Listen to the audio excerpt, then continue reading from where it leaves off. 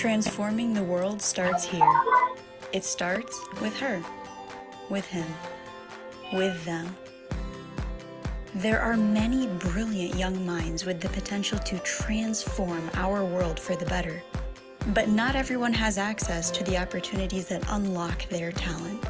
But what if every child had the tools they needed to solve problems in their own communities?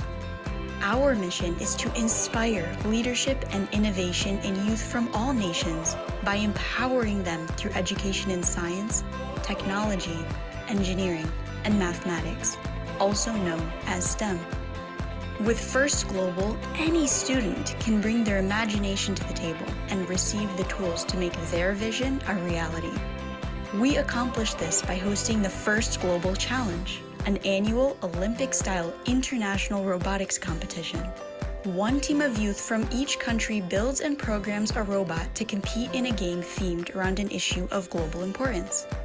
But more than scoring points, these athletes score invaluable life skills by cooperating on alliances, surpassing cultural, geographic, and linguistic barriers to achieve their goals. We're bringing the same passion and energy of sports to the field, but using it to inspire generations of high school-age students all over the globe to think creatively, problem-solve collaboratively, and lead collectively. In doing so, we're creating the change-makers who will work together to solve the challenges of an ever-evolving world in need of solutions. And is there a greater future than one created by ingenious young minds united for a better tomorrow?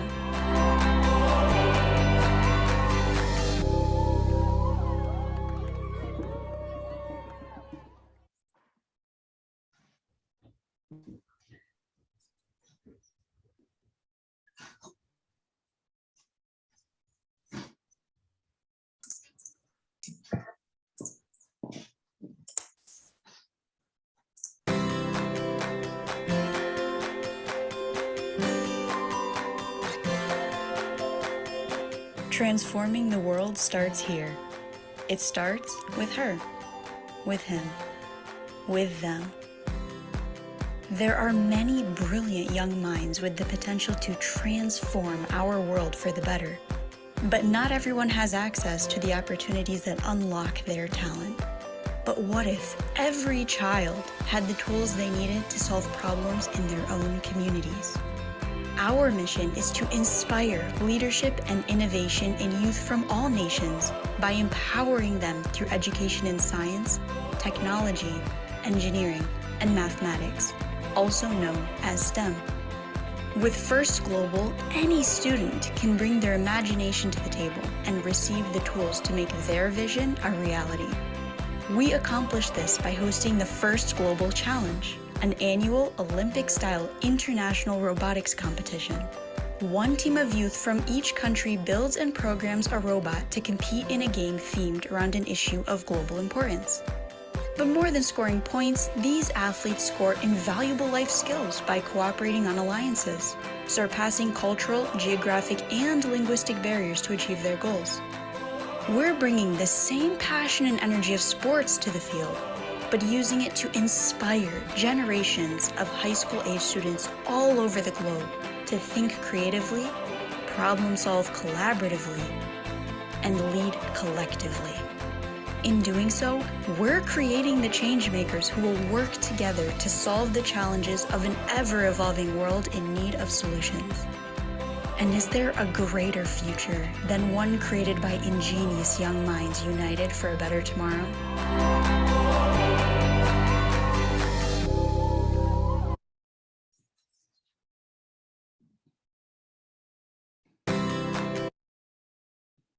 All right. Hello, everybody. Welcome to Meet with Team USA Technobots. I'm Maggie Liu, and I'm one of the hosts today, along with my other fellow host, Joshua Edwards. And a little background on us before we start. So I am the president of US Family Education, and in the fall, I'll be a freshman at University of Connecticut, majoring in allied health on a pre-dental track. And now I'll let Joshua Edwards have a few words. Yeah, hi. I'm Joshua Edwards, and some things about me. I'm one of the thought leaders for the Future Bridge organization, a Youth Inspire Youth program. In the fall, I will be a sophomore at Carlmont High School, and I'm also a member of a competitive FRC robotics team. All right. So before we get into today's spotlight speakers, let's hear from the ACP Chair of Advisors, Mr. Qiang. Thank you, Meggie. On behalf of the ACP Foundation, it's my honor and the privilege to welcome everyone tonight to join this event. Like Maggie said, my name is Qiang. I'm the chairman of the ACP Foundation Advisory Board this year. So I would like to borrow a few minutes to introduce the ACP Foundation at the beginning of this event. ACP Foundation is one of the non-benefit organization 501c3 registered in Texas. So we have the 1,500 full-time lifetime members in Dallas area, and they're all made of the Chinese American professionals. In the past 30 years, ACP Foundation gained a greater reputation in DFW area.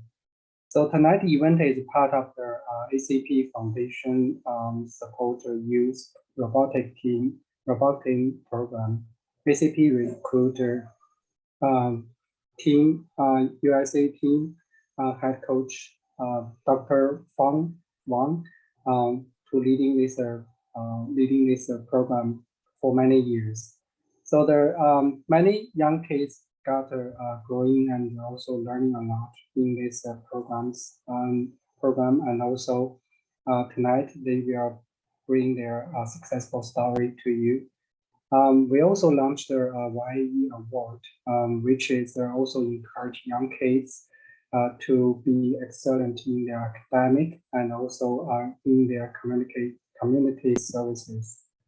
Every year, ACP Foundation also holds the biggest event. It's called ACP MetroCon. So this year, we also hold the ACP MetroCon in Plano Event Center on November. So if you're living in Dallas area, please reserve your calendar and also join us. Continue support ACP event. Help the community better together.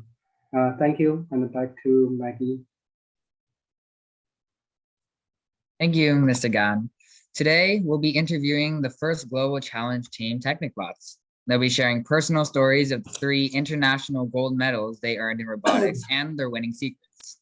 We'll be interviewing 3 team members, and we will have a Q&A discussion later.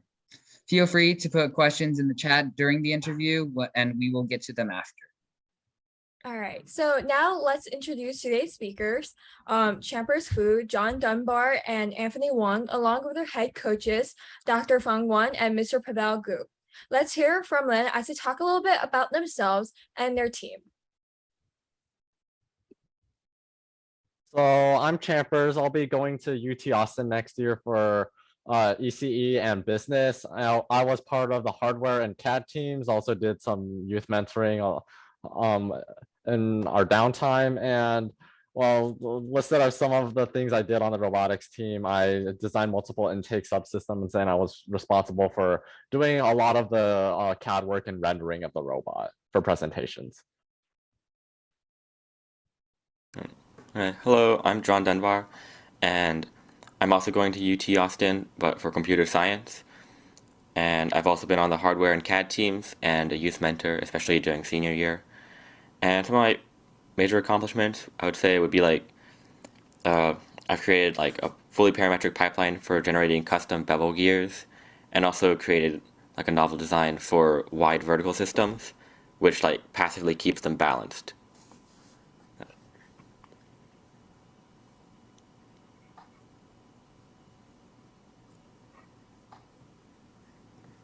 Hi, I'm Anthony. So I'm a rising senior. I go to St. Mark's School of Texas. I'm the engineering captain, and I've always been on the software team, on this team.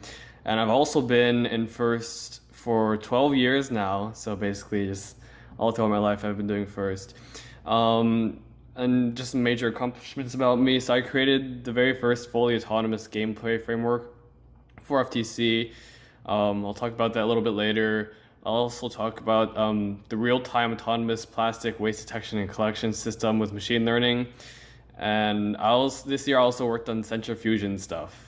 So yeah, it's pretty cool. Hello, everyone. This is Fang Wang. Okay, I saw the bullet points. Robotics team, it's about 13 years, for 20 more years about my career as software engineer. So I have founded the Technibots 8 years ago as FTC team, although the team started from junior FLL time. And we are Team USA last year and this year too. And I will talk more in my next slides, later slides. Thank you. Yeah, hey everybody, this is Parvel. So I'm an architect. I work for Amazon. I joined ACP for volunteer for the coaching stuff since 2018 under the inspiration of Dr. Fang Wang. And I kind of enjoy working with young kids to explore their potentials. I was always impressed by how great achievements they can do with this kind of a learning and doing robotics. And yeah, I enjoyed coaching them in weekends. Yeah, that's what about me. All right, thank you, panelists. And now, Coach will share her slide.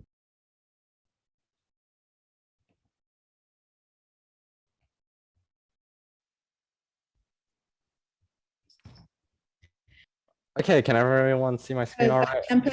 Tempers, it's me. I will do that first. Oh, okay. Okay. So I will provide some brief introduction for Team Technibots 8565. It's a journey for me and for the team altogether. Okay. So let me go. Am I share screen? Yes, I am. So I have been a software engineer for more than 23 years. First coaching, I started 13 years ago, start from FL Explore for 4 years, FL Challenge for 7 years, and FTC, we just finished 8 seasons. So September 10th will be our 9th season. I'm with the team. Actually, I'm becoming a mentor now. Coach Gu will be the head coach Technibots. So last year and this year, I'm the head coach on the Team USA for FIRST Global Challenge. So I founded flyset.org, a nonprofit organization, the same time when 8565 starts. It's a tremendous help for us to carry out lots of outreach activities in the communities. I'm also started the ACP Youth Robotics Program with Parvel Gu and Catherine Gao, and we are entering the 5th season. So that's a very well-known robotics program in DFW area. So my journey started as 19 years ago when I was working for IBM, and I saw this sign about a gigawatt camp. These girls inspired greatly about the world of technology. So this is the camp I was volunteering as a teaching assistant first for Lego robots. Maybe many of you haven't seen this robots. This is the first generation of Lego robots. Today, FL teams are using the 4th generation Spike, but this is the very first one, RCA generation. So it was a very good experience. I grew from a teaching assistant, then I take over, I teach that. And this camp eventually it's actually part of a Technibots support. They were teaching this camp after this 19 years of a journey. So from this work, I get to know about FIRST, this program. And so I started coaching the first teams in 2009. That's when my older son was in 3rd grade. We started with a smart move. So at that time, this is our 1st generation kids on the team. They were all like one head below me. So today, all of these kids now rising seniors in the college, and most of them are in engineering major. So after this, we were in the FLL program for a few seasons. These are the seasons we competed. And 2013 was the first turning point. I was sent to China to work for a few months. So I had to kind of remotely working with the team. At that time, it was not as easy as today. You are using Zoom. That's not such a universal kind of a remote working, virtual meeting. These things I think we had iPhone at the time, so at least we were able to do FaceTime.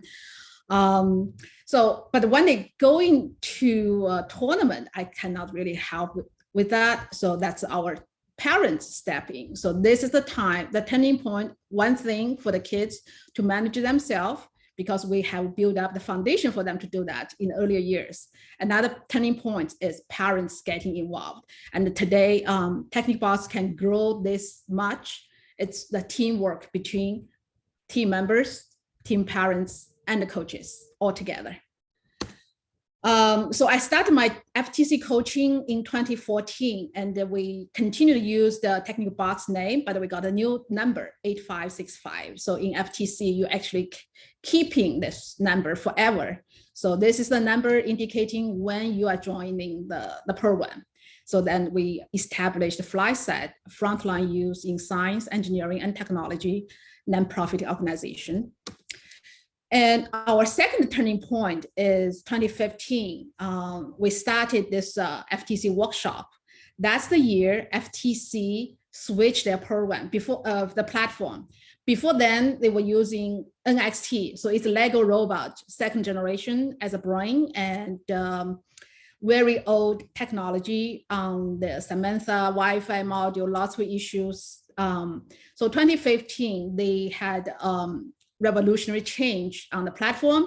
So we kind of fast forward into Java Android Studio that has been here for 7 years now.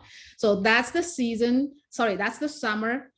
The TechnicBots team learned all the new platform themselves and delivered the very first workshop. It was a good foundation built for the team, and they can build upon it, and the success for the last 7 years. So every year, this is a workshop, we are doing that free. And every year we are adding new contents, introducing new aspects. So last year we had international presenters and attendees. And then this year, right now, 2022, we are busy preparing for the workshop on August 20th. And this year, we're going to make it a hybrid workshop. In the morning will be all the virtual sessions. In the afternoon will be the in-person sessions. So I have the link here. This is pointing to our website.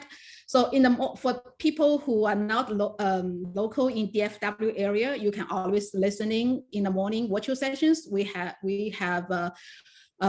World Championship winning alliance captain, finalist alliance captain, many strong teams from World Championship team, World Championship coming to share, and including FRC team 118. In the afternoon, if we are in the DFW area, we are hosting that in Grade 1 high school. So you're welcome, drop in and interact with the robot directly. So the third turning point is 2017. That's the first year TechnicBots qualified for World Championship. And it's this robot. We broke world record that year during a local qualifier paired with another strong team, local team 772. And at the World Championship, we were ranked number 4 among 64 team division. So that's the earlier part. We'll just fast forward to 2020 when COVID hits us.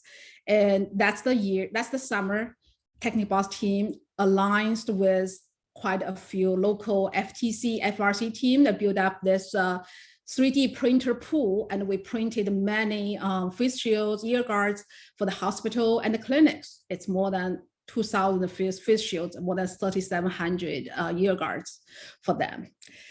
And 2021 has been was a hard year for robotics. That's everybody is doing remotely. But the robotics is a hands-on experience, so it was impacted a lot.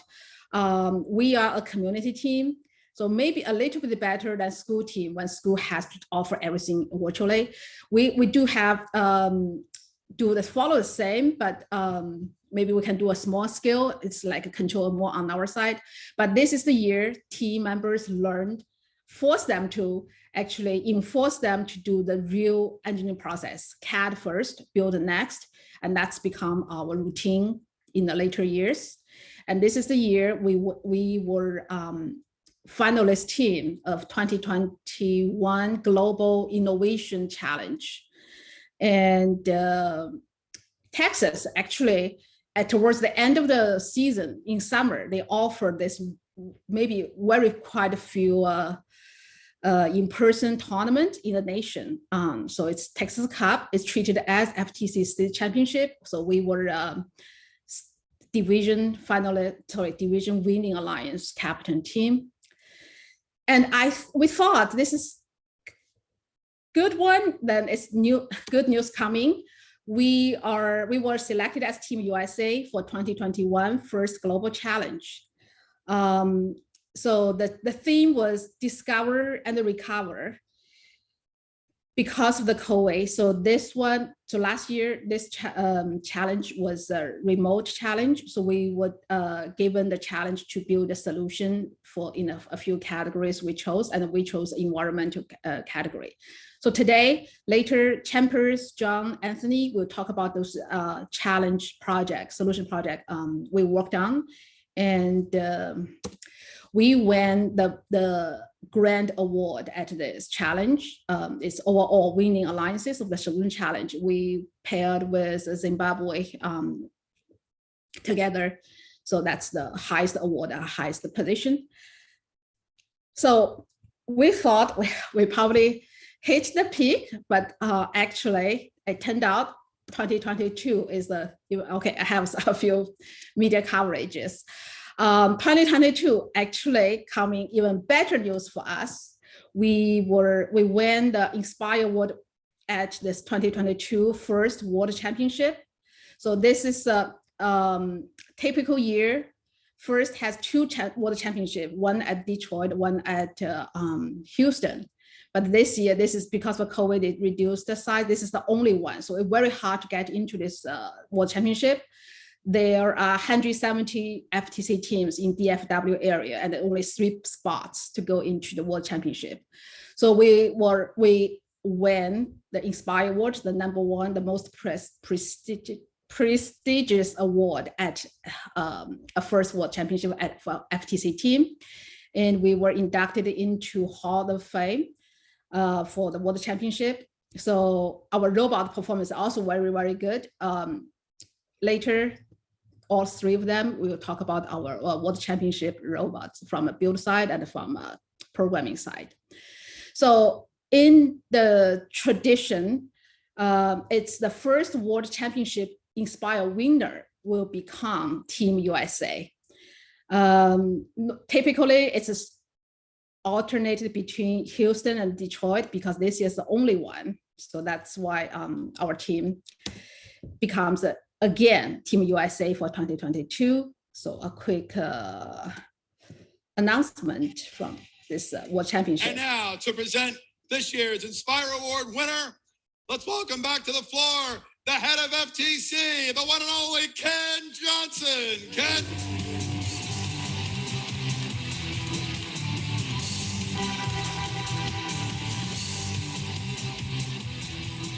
What a week. The Inspire Award is our most prestigious award, and I'm honored and excited to announce the winner of this year's World Championship Inspire Award. Here's what the judges had to say about this year's winning team. Bridging communities at home and across the world, they wowed us with their prescience, with a fusion of sensor solutions and technical potential. And there's a lot packed into that sentence. Their ecosystem inspires FIRST to grow. The Inspire Award goes to Team 856 Technicbots, Plano, Texas.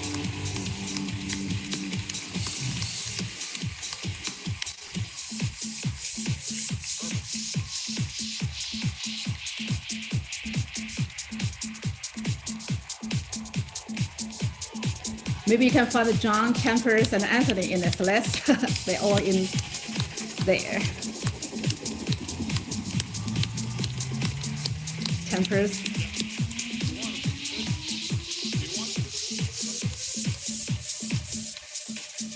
John. Okay. So now we just started our 2022 Team USA robot design work on July 4th, which is about 100 days until we leave for October 13, the competition at Geneva. So this year, the theme is carbon capture.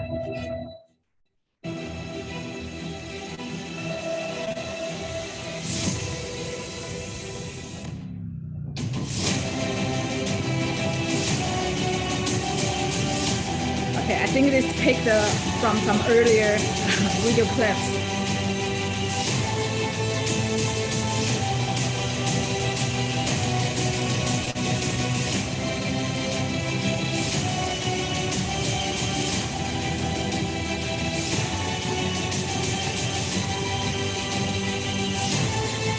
So this is the first time actually we are traveling far with the robot. We are lucky enough for all the past World Championship, it was held in Houston. So we're in Dallas. It always been a car trip for us. This is the first time we're going to travel with robot on the plane.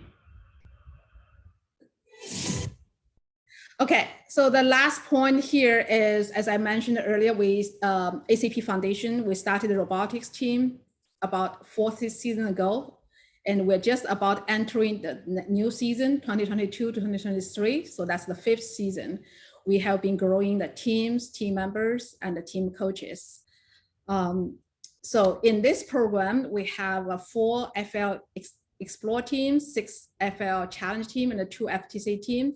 We build up a ladder system for the older teams, mentoring the younger teams, and the older coaches, experienced coaches, mentoring new coaches to everyone grow together. Throughout my journey with the robotics in the last 10 years, I think what robotics teaching us is the professionalism. So all of us with coaches, all the coaches, either engineering professionals or business professionals, we show the best to role model, as a role model to our team members. And we teach the kids about integrity. We do the work ourselves. Every kid doing the work to compete. Resilience. There's many things can go wrong on the robotics field. How you stay calm and to solve issues at hand, that's lots of testing on both coaches and the team members. And the mentoring. So as mentioned the older team mentoring younger team, and within the team, the older team, senior members mentoring younger members. That's always been a theme. A robotics team can continue growing from 1st generation, 2nd generation, and to 3rd generation. It's because all this mentoring, passing down the knowledge and experiences. One story here to share. So last season, we had quite a big team compared with earlier years because we had 3rd generation team members coming in 9th grade, 10th grade to work with our 2nd generation team members, 11th grade and 12th grade. So we have given the younger team members, programmers, the chance to work on the robots. The end result is at tournaments, sometimes those qualification matches just become kind of a testing match. So well, you saw that, you fix that, then eventually we turned out good in the tournaments, but those qualification matches is actually used to calculate the team's OPR and ranked worldwide. So when we reached World Championship, when we had the first practice with our partner for our first qualification matches, they are just asking us where you are on the OPR rank list, because we are now the top 500 in the world. But we had the practice and we are 2 points away from world record that day on the practice field. So they just ask us where I think the reason is because we spend time, we give the chance, we're doing this mentoring. I know it's lots of pressure on the older senior team members. The good things we have experienced to overcome this, but in future, we will further improve our mentoring setup. It's not something like just like this, we are not doing mentoring. We still want to give younger kids opportunities, but we will improve our mentoring to make sure we still have a good qualification matches. We're not disappearing from this worldwide OPR list. So we were 2 points away from the world record, and on the on the competition field, we broke it with 371. So later, John actually will doing some commentary on that match.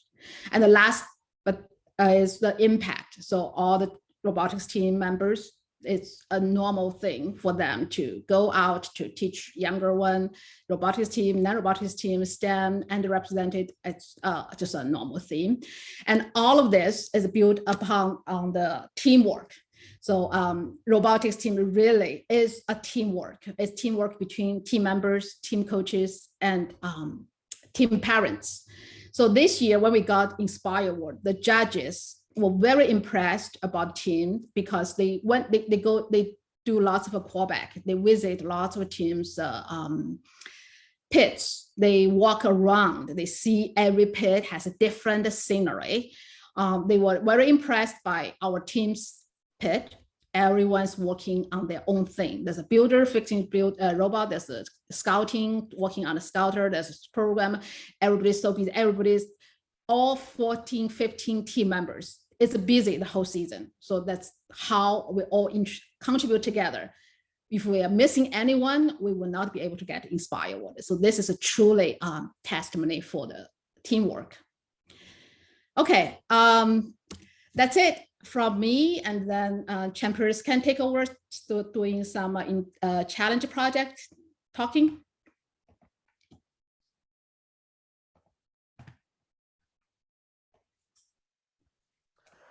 Okay, so I'm going to be going over pretty much what we did for First Global Challenge last year. So yeah, the last year's theme was discover and recover. So basically, as it says, learning from today to build a better tomorrow. And there were three main parts of the FGC challenge. One of them being the solutions challenge, which was like the biggest one out of the three. It was basically to identify a problem in your own community regarding either education, environment, health, or economy, and then solve it using the tools that you have. So we as Team USA, we chose the environment category, more on that later. The other challenges were the robotics challenge, which was made of 4 parts, basically designing 4 separate systems to do a designated task. Like the climber chaos challenge was building a device that could lift itself off the floor and carry, I think it was 17 kilograms of weight, something like that. So these are like all small robotics projects just to like, test your technical know-how. And then the Cubesat Prototype challenge was to send a small satellite prototype, a CubeSat, it's like a 10 centimeter by 10 centimeter by 10 centimeter cube, into the Earth's atmosphere and collect data that would help solve some kind of community issue. And well, John will be covering this challenge later. And so Coach Fang already went through most of these awards. We won 1 silver medal and then 2 gold medals in the challenge, in the FGC challenge. And here's and our last award is the first Global Discover and Recover Award. Within the 2021 First Global Challenge, this award recognizes the top 3 alliances that scored the highest for the Solutions Challenge. Third place for the first global Discover and Recover Award goes to Team Canada and Team Greece Alliance. We are together for a better future. Yeah! Zimbabwe Alliance! Oh yeah, he announced us. We are Team USA. We are Team Zimbabwe. Congratulations. Okay, so I'm gonna go ahead and introduce our team from last year. Here's just a picture of all of us. There were, I think, 14 of us on the team, and here's our solutions challenge. We decided to tackle the environmental issue of plastic waste. As you know, there's a lot of plastic waste everywhere in our world. Like, it's the cheapest material that you can manufacture with, and it just tends to get everywhere. It's in our landfills, it's in our oceans.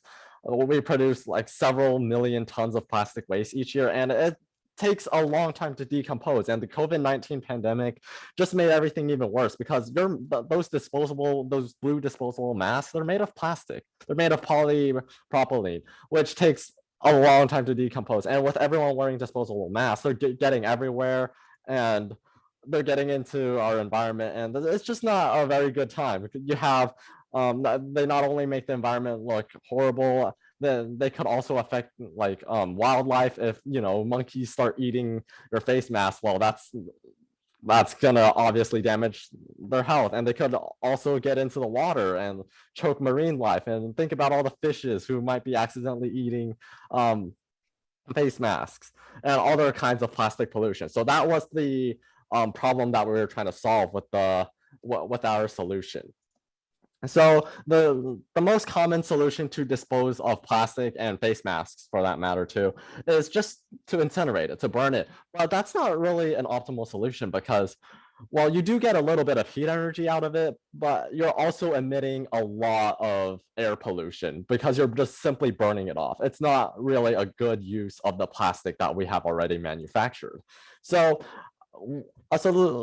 part of our solution was to recycle these face masks instead of just incinerating them or throwing them out. So we found that if we actually melt down the face masks, that we could turn it into an extremely durable plastic sheet and then make whatever we need to out of them. So here's like Team Zimbabwe's test of melting down plastic masks. As you can see, the straps aren't actually meltable here because they're made out of a different material. So once we get the mask, we rip the straps off of them, and then we can actually recycle the rest of the blue filters. And with the polypropylene that we recycle from these masks, we can make all sorts of products like stools, decorations. Here's like a demo from a student in South Korea who, turned old plastic masks into stools. And there's just so many things that you can do with recycled plastic.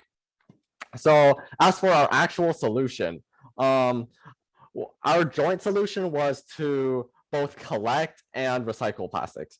Here we're gonna mainly focus on the robots that we designed to collect the plastic. So for Team USA, we tackled collecting plastic on water. So we designed a robot to go into the sea, or well, not really into the sea, but go into like a body of water and just go around collecting all the floating pollution off the ground, while Team Zimbabwe designed a claw to help pick up plastic off of the ground. So we're covering both land and water here. So here's Team Zimbabwe's solution. This is just a rough sketch of what they kind of did in their planning phase. They essentially mounted a giant claw onto a drivetrain, and this thing just moves around to, pick up plastic. And here's like a few CAD renderings of their design. Pretty simple design. You just mount a claw onto a robot. So our design was the plastic pirate, or that's what we called it. So we wanted to make a robot that could float on top of water and just go around and collect all kinds of plastic pollution. So you can see that we have our giant intake here, which essentially moves it up into the ramp and into a storage container back here. And then once the storage container is full, it will be able to detect that and go back to home base. So part of the design includes the chassis, which is the first thing we designed. We essentially took two large PVC pipes and then stuck end caps on them, and that's how we provided flotation for our robot. We did the calculation, and we could support several kilograms over like what we put on. So that was very good. And the entire robot is powered by these two propellers back here. You can't really see them too well in this CAD model, but I'll show you a better model later. These, while they look like pretty small propellers, but they're powered by brushless DC motors, which are, if you've ever used them, have incredible power density. They output a ton of power in a small space. Most of the time you'll find them on drones and electric vehicles. And here's just a video of our chassis actually being tested. So you could see that those two small motors are able to drive our robot pretty darn well.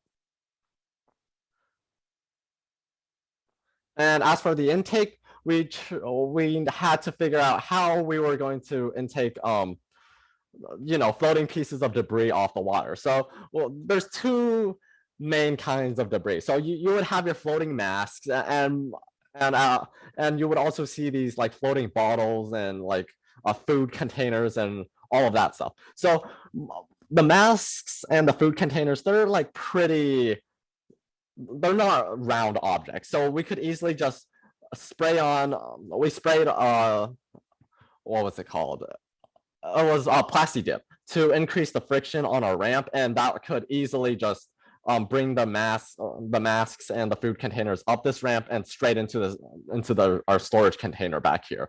So that was the easy part of it. The hard part was trying to capture the bottles and the more round objects, because if you were trying to like spin this conveyor belt and you were to put a bottle on it, it's still going to roll off. So what we did is we put these vinyl tubes up here to kind of push the objects along the ramp, so even bottles wouldn't be able to come off.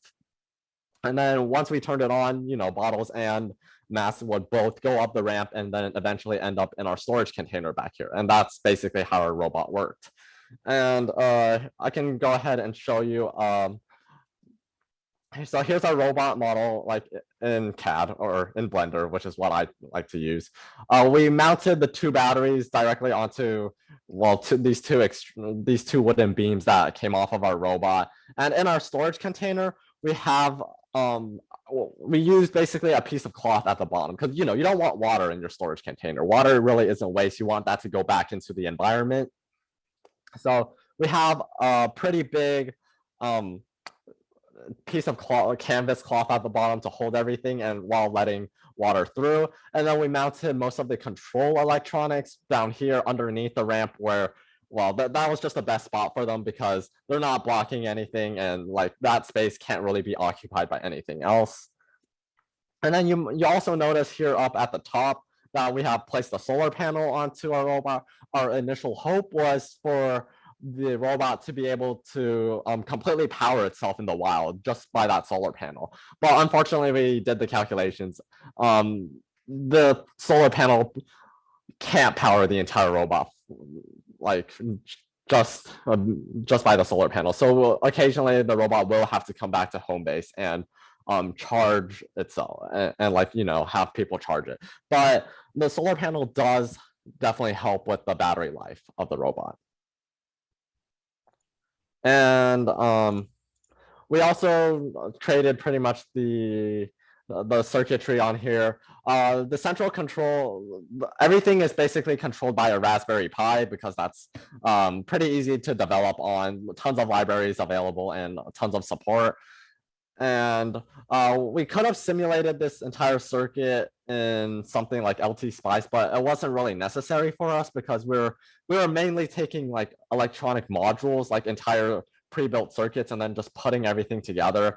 So you can see in our circuit diagram here that we're communicating through cellular networks with like a SIM card. We have cameras attached for autonomous vision. And we have several motors. So like we have two motors going to power the chassis to like actually move the robot around, and then another one to power the intake. And yeah, that's pretty much how our circuit works. We've also attached a GPS to make sure that, if a robot ever gets lost, we know where to look for it. And then Anthony will be covering the software side of this robot. Yeah, so basically, as Chamber said, we track the trash, and so I'll just explain how exactly we do it. So basically, on our robot, it's like not very powerful, so we have to train like lightweight machine learning models. But I'll just like step through the process of how we do it. So first, in this thing, is video collection. So what we did was we went around and found or we got like pieces of trash, and then we threw them in water to simulate like an accurate environment. So basically, naively, you might just take images and try to label your data from that, but when you take video, you can get a lot more images from that, so it's good. So yeah, we extracted the images from the video. That gave us like plenty of images to work with, and we manually labeled them. And then for the training process, because the images, it was like a few hundred, but it was still kind of limited. So therefore we had to use data augmentation and transfer learning. So data augmentation is just creating new images for the machine learning model to train on with random rotations, crops, shears, flips, and noise.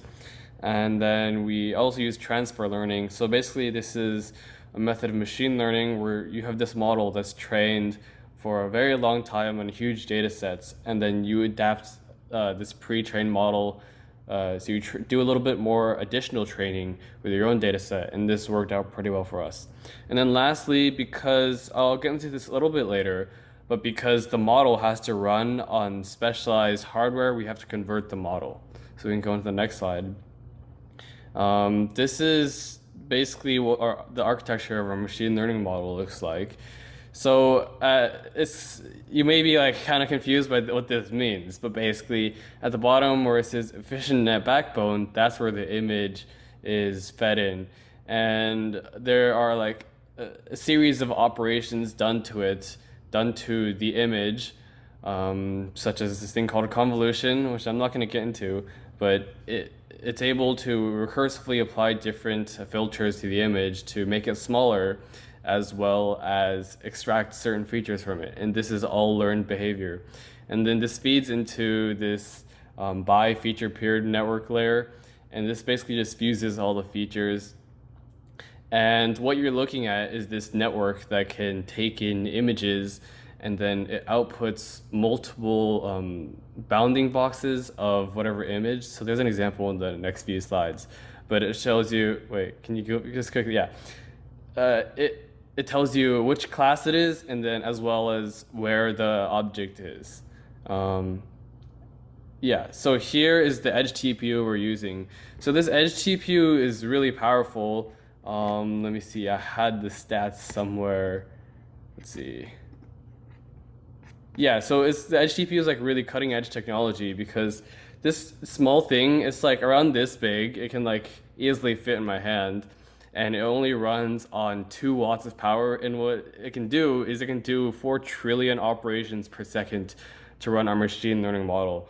So our model initially, while running on the Raspberry Pi CPU, it was like 1 to 2 frames per second. And then after using this, it was like 30 to 60 frames per second. So it pretty much multiplied it by 30 times. It's 30 times faster. And I guess the main power cost for this machine learning model and machine learning in general is that data transfer between layers is quite expensive. So what this edge TPU does is a specialized architecture, not just to perform a ton of calculations really quickly, but also to make data transfer within the neural network very fast. And that turns out being perfect for our application, because the more close to real time our object detection system is, the better it is. So yeah, and then here are just the results of our slide. So our model is not only able to detect where the waste is, but also what type of waste. So in this picture, there are like 4 bottles and 1 mask. So you can see this is what the network learns to do. So it can also detect what kind of waste there is to avoid collecting organic items floating on the water, as like you don't want to collect a piece of wood or something that's just floating in the water. You want to aim for plastic bottles and plastic masks that pollute our waterways. And this plastic waste, it like endangers animals' lives and their environments. So the robot collects all plastic waste that is visible because of this. And then we can go on to this. Yeah, so basically this is our algorithm for detecting and navigating to waste. So it's kind of a scanner algorithm. Basically, you rotate around like a radar scanner, and then once you see the plastic bottle, you use a P controller to turn to it. So it's like proportional controlling to turn to the bottle. And then once you're completely aligned, your intake is completely aligned with the bottle, and you simply go forward, as well as making sure to stay on track with an additional P controller. And see, in the right side, you have the camera view. So the way it works is you calculate the error, and then your correction is based on the error. And it's based on the error, which is the distance from the bottle or whatever plastic waste from the middle. And this is a really efficient algorithm that works well for us. And then this slide is just here. You can take a quick look at this. Just like if you want to replicate it, it's just like an SD card, a Raspberry Pi, camera, USB stick. So it's pretty simple. And then it's just standard parts. But yeah, that's it for the software part of this. And now I think John will talk about this. Yeah. Okay. So the Cubesat is essentially a small satellite. It's about like kind of smaller than a volleyball, I guess.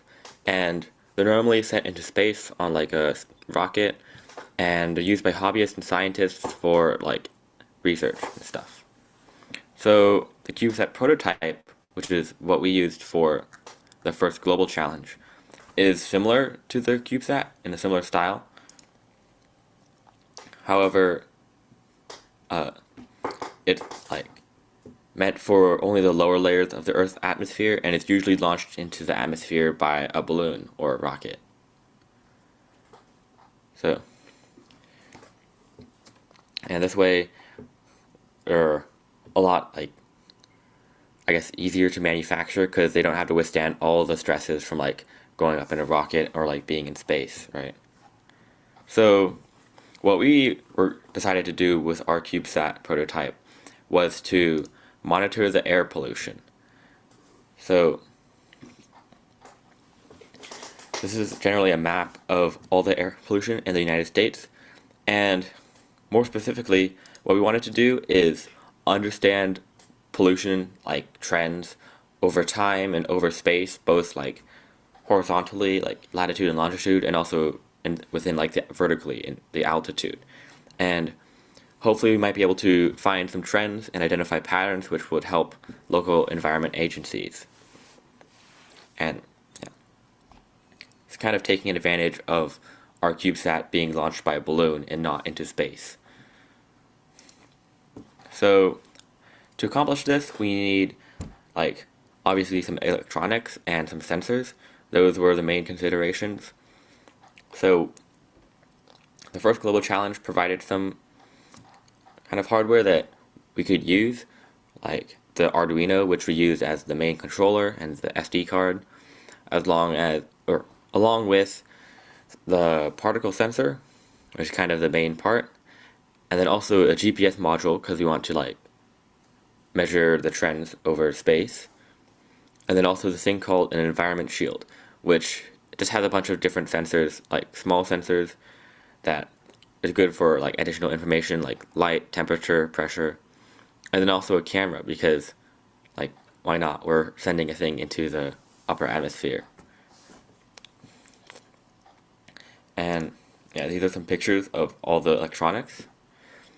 So these are them individually, and we like assembled them into like all together and connected them up with wires on a piece of prototype board or prototyping board. And this prototyping board like is, I mean, yeah, it's for prototyping. Typically a Cubesat would have, I'm pretty sure they typically have like fully custom electronic boards. And that's when we just like all soldered it together. And it's fine because we're like going up in a air balloon, and like in a rocket there's a ton of vibrations. On an air balloon there's like not much at all.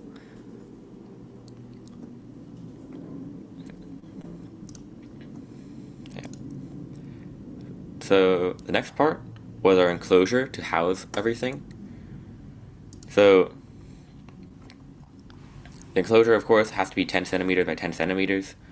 And we were considering many different ways to assemble this. However, we kind of realized that it's so small that the entire thing could just be 3D printed. And that made it pretty easy because we could just design the enclosure, and then the next day we have the 3D printed model all done, and we can just assemble it. We don't need to like wait for someone else, like a shop, to make some custom parts or anything. Really simple. And yeah. So this is the enclosure with all the electronics inside of it. You can see there are some air holes in there just to make sure that like the electronics can get the air they need. And yeah.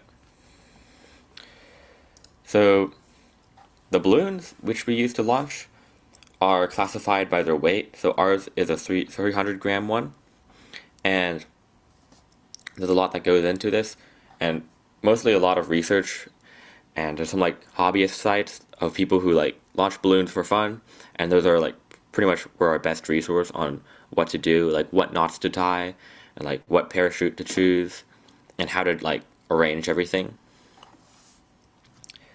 But first, since like so there's like these really useful resources like which will, given the size of your balloon and how much helium you put into it, it will try to predict based on the weather where the balloon will go and how high it will get until it pops. And then like you tell it like, when does your parachute open? Is it like immediately or at like a certain altitude? And then it'll try to predict where it will land. Although predicting where, like trying to find it after it lands is extremely difficult.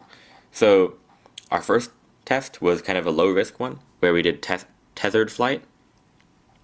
So this provided some initial data, and in order to do the tethered flight, we made this like automated spool or motorized spool just to add some like spare robotics parts that we had lying around and a bunch of rope. And that allows us to do like initial testing of the weather balloon.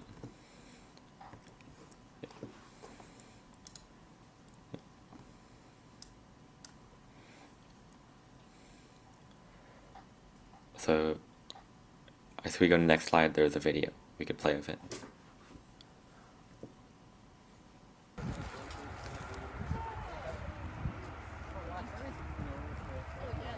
Ladies and gentlemen, we have liftoff. Wait, you want to test to make sure it can like actually reel it back now? Oh yeah. Yeah, wait, I don't have a battery.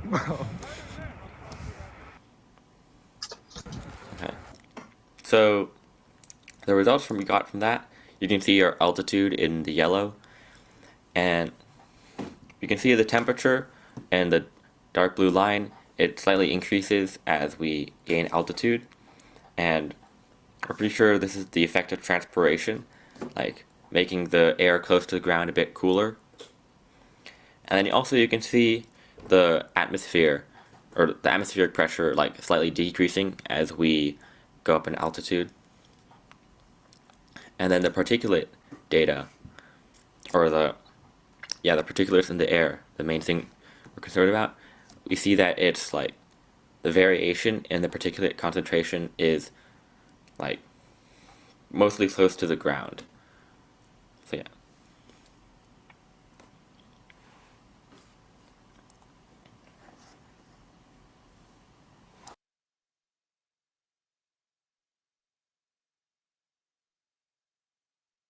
I guess Anthony will present his part.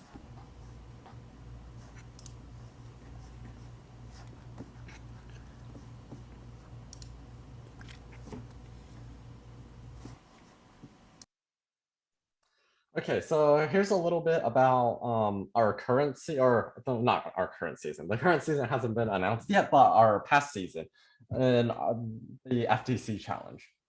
So this was our Ftc Championship Robot, the one that we used at World Championships. So for each game, we have to design a robot that's like tailored to that specific game. This year, it was transporting these cubes, which were fright, into these shipping containers that you'll see later on. But here you can see a lot of the sensors and the subsystems that we use on the robot. Like here's the intake mechanism, and you can see like we have cameras for vision, and like these are all meant for specific tasks within the game.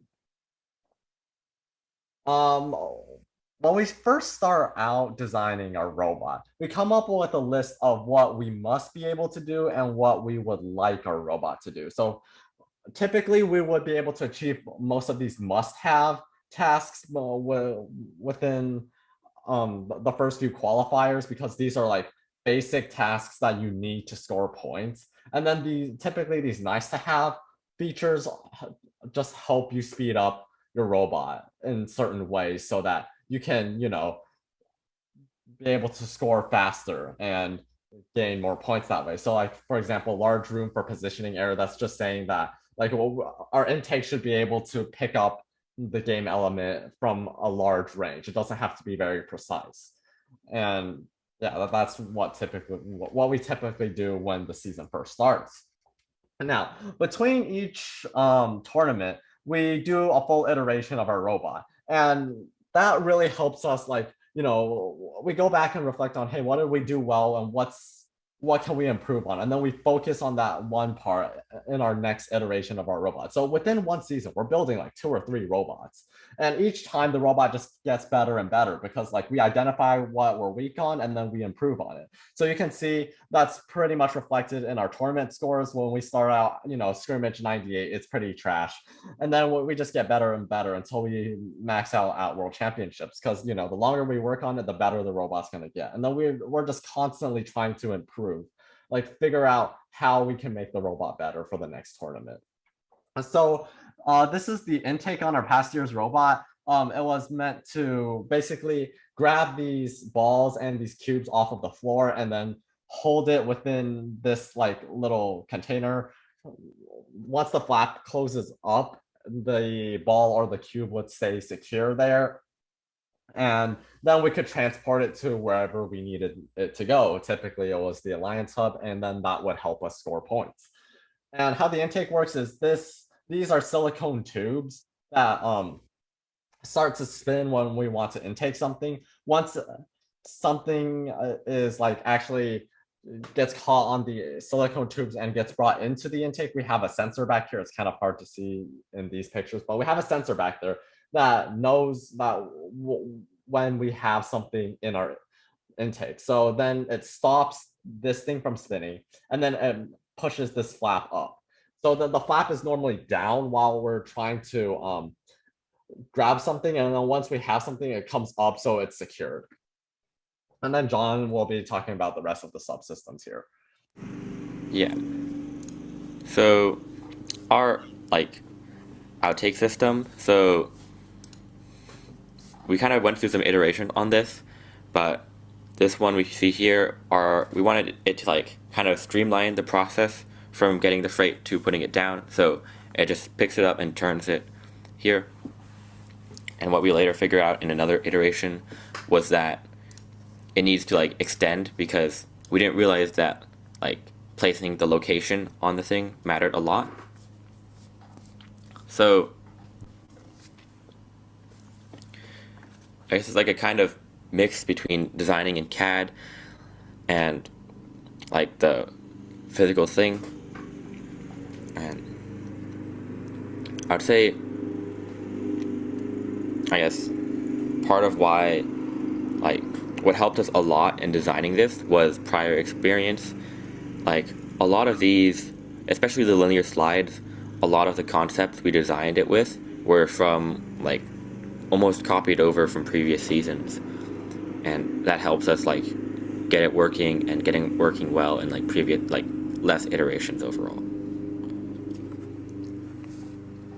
So this team shipping element, it's I guess kind of the core idea behind it was found out by some other teams, and we saw it as like wow, that's a great idea, we should do that too. So it's essentially, while you see the robot is there and it's in the corner, it's getting the ducks by turning the carousel thing, and that's like one of the things that scores points, but at the same time, like simultaneously, it is able to use this turret system and a tape measure system to pick up our scoring element and then like stack it on top of the hub.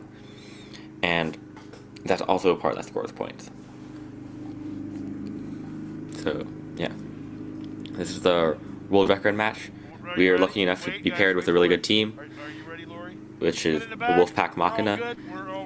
And ladies and gentlemen, welcome to the penultimate match of the day. Give it up loud and counter with me in 3, 2, 1, go! So first is the autonomous period. So the robots, because they're so autonomous, because they're autonomous, they generally want to stay very far away from each other and like make sure they don't collide, because you can't really like fix that when you're going autonomous. Five freight in the Alliance shipping hub. Red Alliance has a solid lead. So that's why we're kind of just sitting there still go either way, folks. at this point. 18-438, Wolfpack Machina getting one more on as we end the autonomous period. 3, 2, 1. So in the driver control period, our robot was mostly specialized for that shared hub you see in the very center, and that was one of the strategic decisions we made this season. And like, scoring again for the Red Alliance. it's kind of good to specialize in like one small area, especially I think that really helped us because most of the teams like specialized in that Alliance hub right there. And if you're like by yourself individually, the Alliance hub gives you more points. However, you do need teams to do like, you need 2 robots on a team and 1 robot has to do the shared hub. And by being a specialist on the shared hub, it was like a lot less competitive, I would say, I guess, for us to like, I'd say there's only like one other team who is better than us at the shared hub. So that Alliance shipping hub towards and the yeah, red. Wolfpack that really scoring helped again. us. They go in, they pick up a freight, they go right over any obstacle, and they go back. Robot in the back right here. 18-438. Getting another freight on top, while the banana box over on the blue, lining up, and they score that freight. The Collegiate Mega Knights, they're also picking up freight, going after the Alliance shipping hub. They're just a few behind, but it's really tilted to the red. And they've got a freight underneath, which is going to make it really a challenge for them to claim it. So as you can see here, like our process from getting the freight to putting it on is pretty streamlined, and that's something we like make a conscious effort to do, just to like, speed is so important in these competitive robotics games. One for the red, one for the blue, one for the red. 15 seconds remaining, Red Alliance holding on to a strong lead. But the Blue Alliance going for that cap. They're picking up their Alliance marker. Banana Box trying to do the same, but they may not have time with 3 seconds left. 2, 1, time.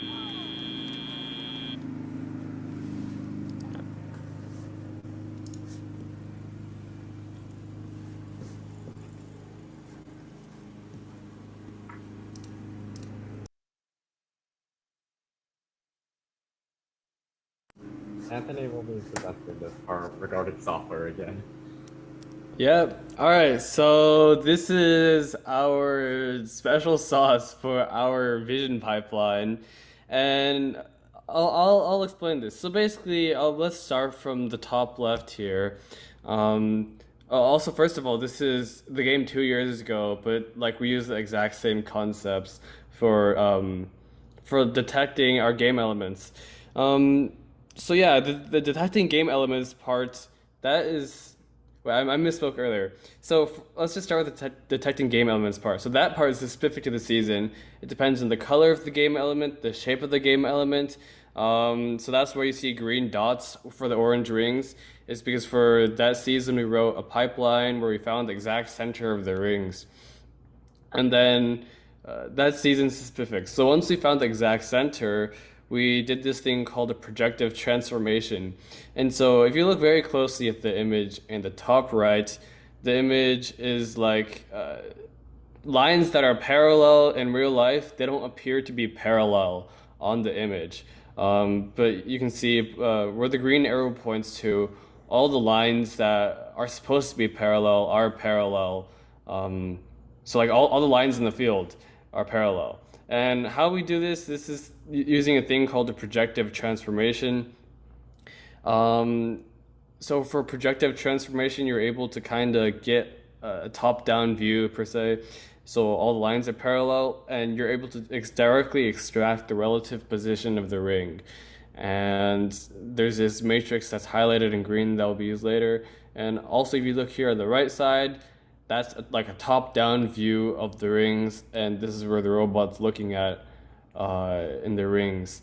And yeah, we can go to the next slide. Oh, actually, can you play this video? This was our first automated teleopting. So as you can see, it looks at the ground, automatically finds the game elements, and then navigates to a position to shoot them. So yeah, it automatically finds the elements. You can just throw them randomly into the field, and it works quite well. And it's extremely accurate. That's the best part about this algorithm.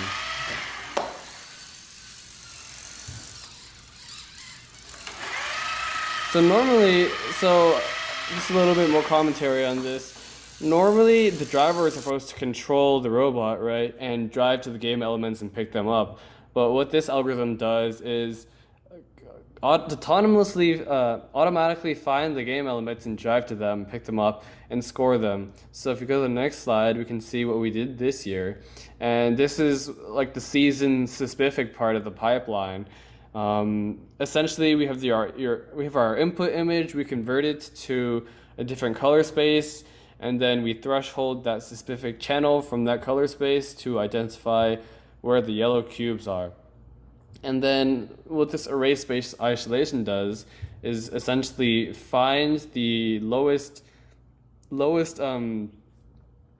row where there is an unbroken string of pixels that are above a certain value in this specific channel, this color space.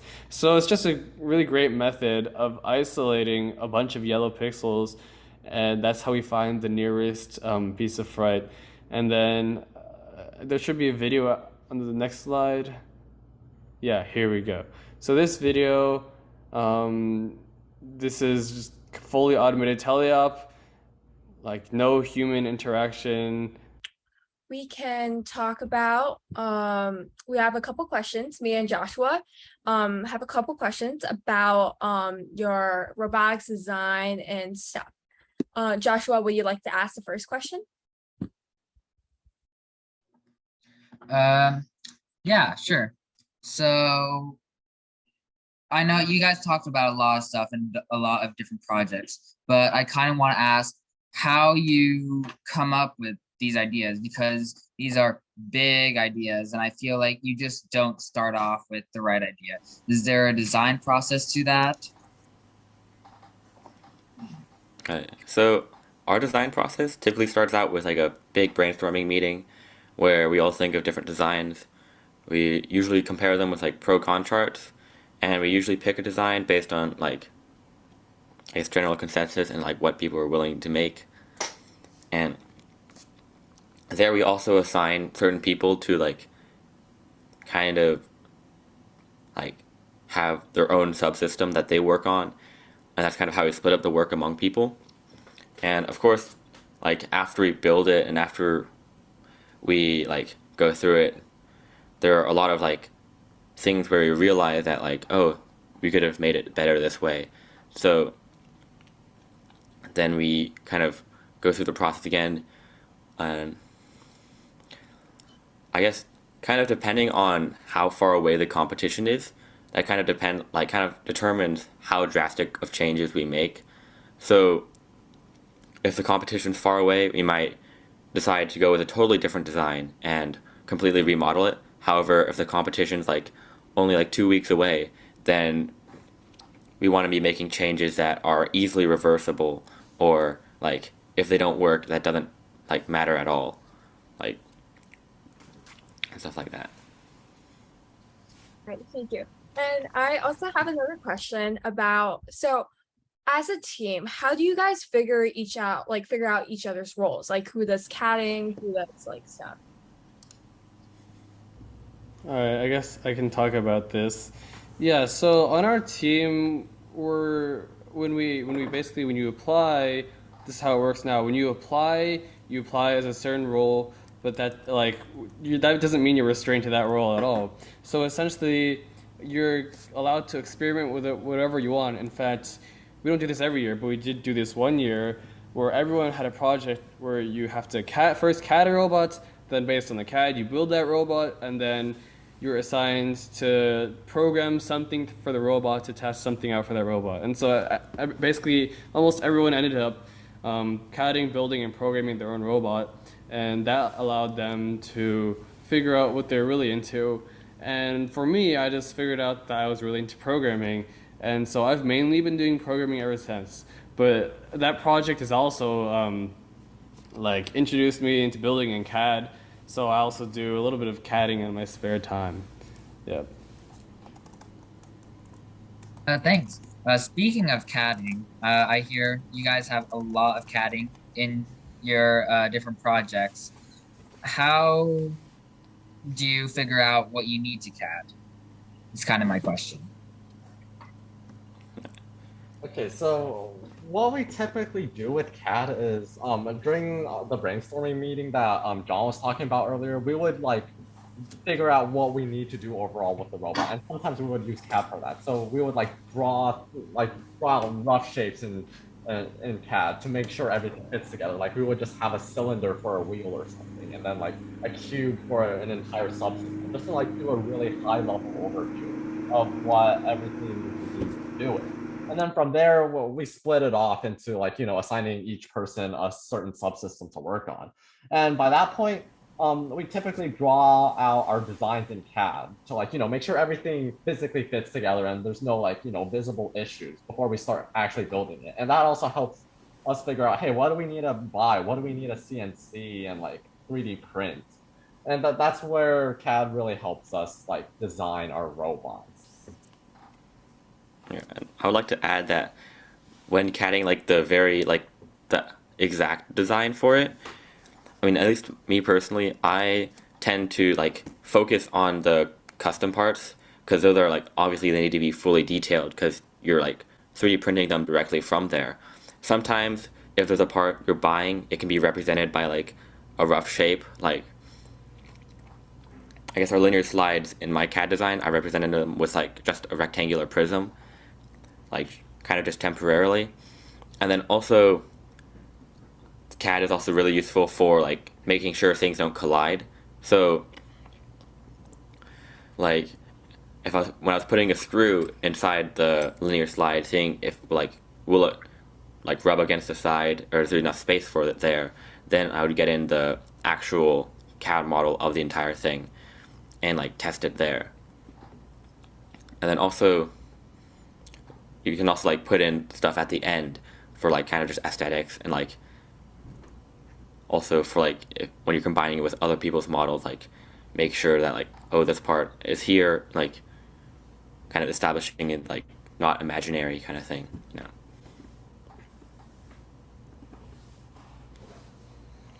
All right, okay, thank you. And I also have another question. So for people who are interested in doing what you guys do, what would be your suggestion for them to do? Yeah, so I was thinking, oh, someone's mic. Wait. I'm on mute. Oh, I think that was John's mic. Okay, I muted him.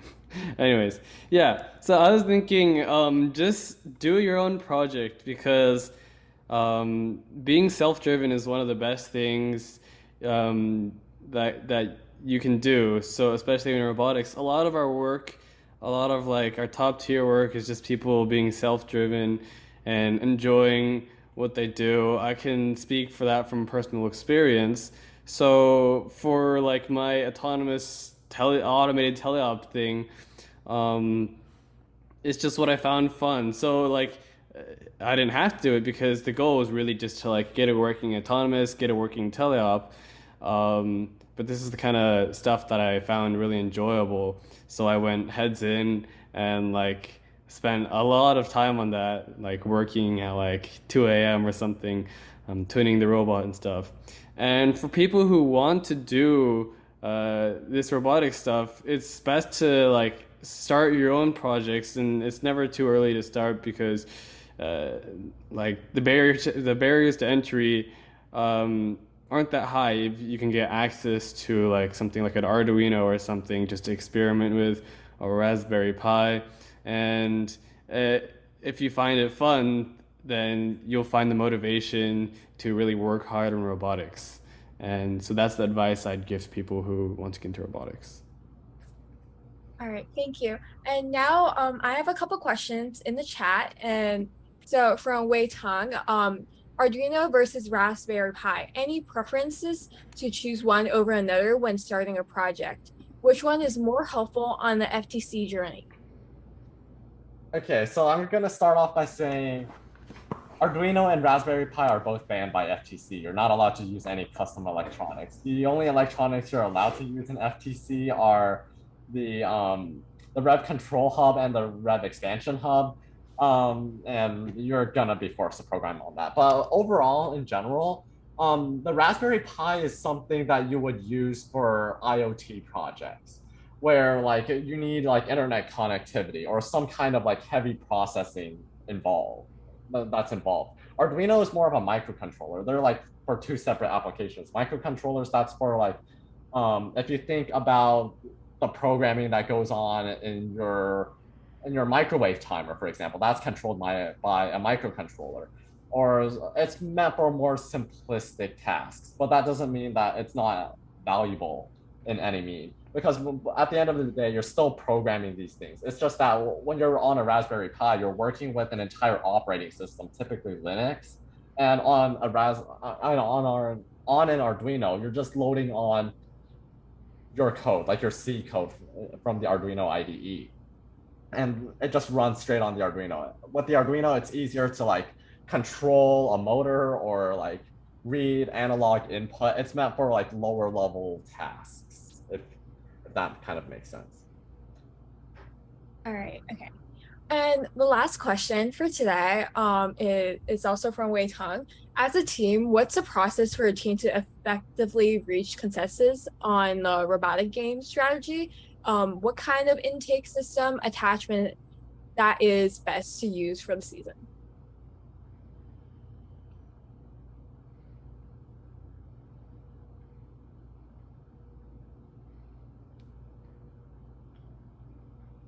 Wait, can you repeat that question?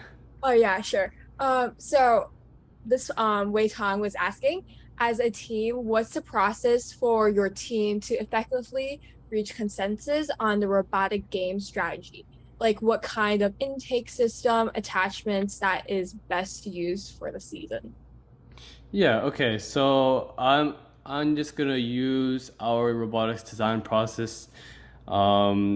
From like one example that really stands out to me is the robotics design process from the game 2 years ago.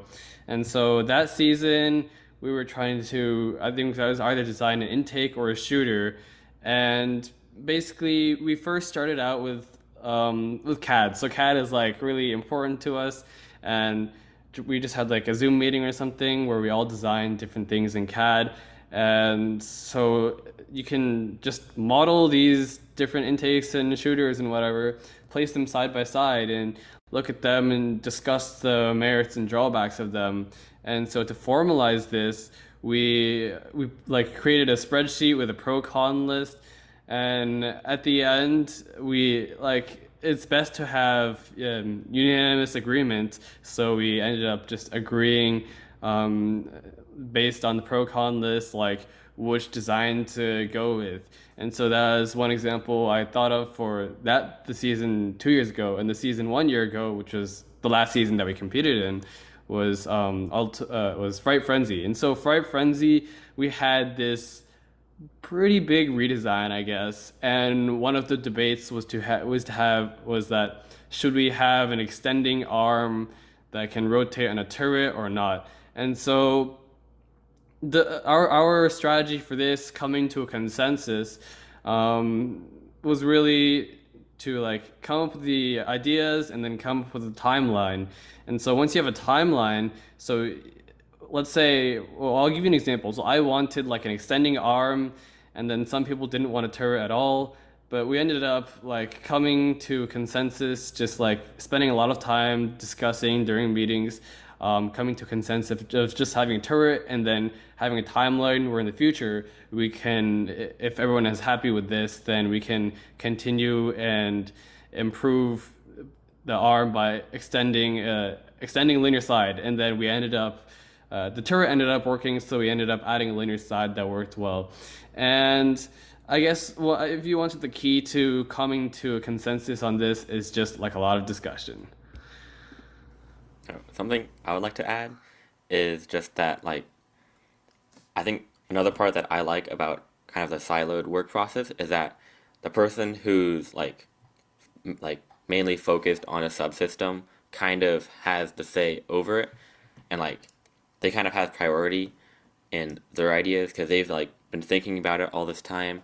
And they can, like, if they think of something better or like a better way to do something, they can start doing it that way instead, as long as it doesn't like mess up anyone else's thing. All right, thank you, Anthony and John, for those answers. Last two questions. Which grade is a good time to start robotics competition? All right, I'm gonna just say like you're never like probably like first grade or something, because that was when I started, and it turned out like pretty good because there's not like first tech challenge, which is the competition we're in, but their first offers like programs for really young kids. It's either kindergarten or first grade. It's like the earliest age, but it's like meant for kids at that age. So it's like either kindergarten or first grade is, I guess, the earliest good time to start robotics, I'd say. All right, thank you. And then last question, what kind of coding language should you start with? So this is my opinion, and I don't know if everyone will agree with me, but I would say start with Scratch. It honestly depends on your age. So if you're like in middle school, if you're in like 7th grade or below, then you should start with Scratch because it's very appealing to little kids. So Scratch, I guess, it's like a pretty general programming language, but it also has like, it also teaches movement and stuff and like iterations and whatever, which we use in robotics programming. So it's a good language to start with. And then if you're middle school, or if you're like good enough in programming already, then you can learn Java, which we use in robotics. All right, okay. So we have just a few more questions, and panelists, can you quickly respond to these questions? So one of the question is, can you please tell me more about the process that your team employs to encourage students to join meetings? Yeah, well, we keep track of students who join meetings. Like we just keep a running tally of how many meetings you have attended, and you basically just have to attend a certain number of meetings. And also, I guess if you were to ask encourage, we have in-person meetings, and basically in the past we didn't have in-person meetings, but now we have in-person meetings, and so it's quite fun to be in person, and I guess that's a way we encourage people to join meetings. Okay. And then the next question is, you have many electronic components, sensors, controllers. How do you put them together in the circuit? It requires a certain level of hardware design / circuit design. Okay, so for FTC, you typically don't have to do like any crazy circuit design unless you're implementing like a specialized sensor, like a potentiometer to measure angles or something. Typically, it's just plugging in connectors, like plugging in servo wires into the expansion hub, plugging in DC cables into the expansion hub or the control hub. And there's really not too much complicated circuitry. A lot of the electronics come pre-built for you, and it's just connecting wires. So you don't have to worry too much if you're not too familiar with electrical engineering or circuit design, that kind of stuff. Personally, I was a bit more familiar with electronics, but it's always helpful to know a little bit more. All right, okay, so the final question for today is, what is the difference between FTC and FRC? And why did you guys choose FTC? Yes, the difference between FTC and FRC, I guess it's mainly scale. And I guess as of lately, the differences between FTC and FRC have been like closing in. So in the past, there used to be a lot of more custom engineering in FRC, but now FTC has that as well. So the main thing is scale. So the FRC robots are bigger. Let's say they are maybe 8 times volume and 5 times the weight, something like that. And then their teams are also like 2 to 3 times or 4 times our team size. So it's just bigger. And another thing is that it costs more money. So that's why we decided to go with FTC, because FTC is already kind of expensive for us, and FRC is just like out of our budget. All right, okay. Thank you, panelists, for your giving us insight today into the world of robotics. And unfortunately, that is all the time that we have today. And thank you to all the panelists, coaches, and for coming here today. It was really interesting for us to hear about your experience. And thank you to the audience for also being here today. And also, a big thank you to Dr. Meng and the team for hosting and directing this event. And we're glad that you all could really make it, and we hope that you gained something from this. All right. Hi, everybody. All right, goodbye. If you have any more questions, you can put in the chat quickly and we'll try and answer them. All right, thank you. Bye-bye. Bye-bye. Thanks, everyone. Bye-bye. Thank you, everyone. Goodbye.